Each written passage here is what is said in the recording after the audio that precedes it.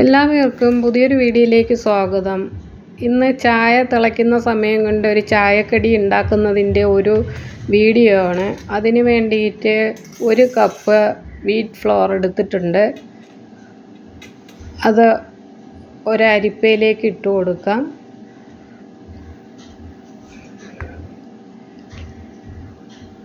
ഒരു കപ്പ് ഗോതമ്പ് മാവാണ്. ഇനി ഇതിലേക്ക് ഒരു നുള്ള് ബേക്കിംഗ് സോഡ ഇട്ട് കൊടുക്കാം. ഒരു നുള്ള് ബേക്കിംഗ് പൗഡറും ഇട്ട് കൊടുക്കാം. കുറച്ചേ ഇടേണ്ടു.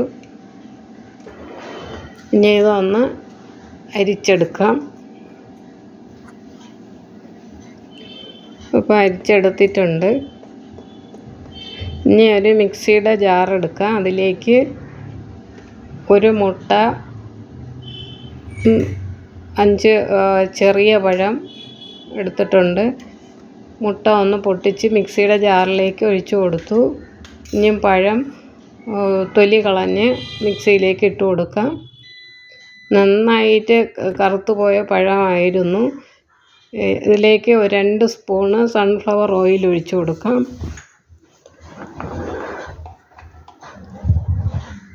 ഒരു സ്പൂണ് നെയ്യും കൂടി ചേർത്ത് കൊടുക്കുകയാണ്. നെയ്യ് ചേർക്കുമ്പോൾ ഒരു പ്രത്യേക രുചിയും മണവും ഉണ്ടാകും. ഇനി 2 തുള്ളി വാനില എസൻസും കൂടി ചേർത്ത് കൊടുക്കാം. ഒരു കഷ്ണം പട്ടയും കൂടി ചേർത്ത് കൊടുക്കുക. നന്നായിട്ടൊന്ന് അരച്ചെടുക്കാം.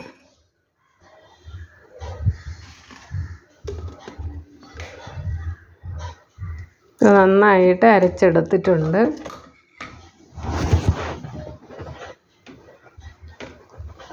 ഇതിൽ പാലൊന്നും ചേർക്കുന്നില്ല.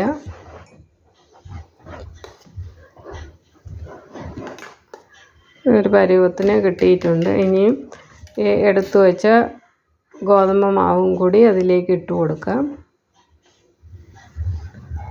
മൊത്തത്തിൽ അതിലേക്ക് ഇട്ട് ഒന്ന് കറക്കി എടുക്കാവുന്നതാണ്. അപ്പോൾ കറക്കി എടുത്തിട്ടുണ്ട്. ഇതിനിയും ഞാൻ ഒരു ബൗളാണ് എടുത്തിട്ടുള്ളത്. ബൗളിലേക്ക് കുറച്ച് നെയ്യ് പുരട്ടി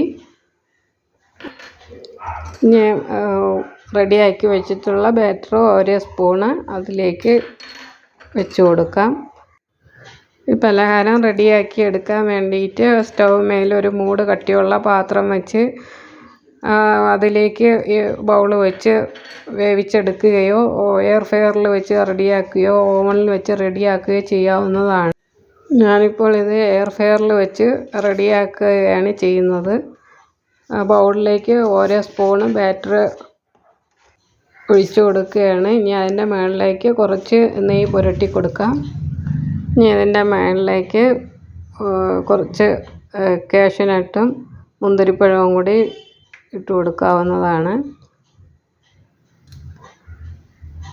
ഇത് കഴുകി ക്ലീനാക്കി വെച്ചിട്ടുള്ള കാഷ്യൂനട്ടും മുന്തിരിപ്പഴവുമാണ്. അതിൻ്റെ മുകളിലേക്ക് വെച്ച് കൊടുത്തു.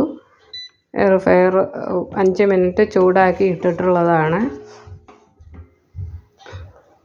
അതിലേക്ക് ഈ ബൗളെടുത്ത് വെച്ച് കൊടുക്കുക.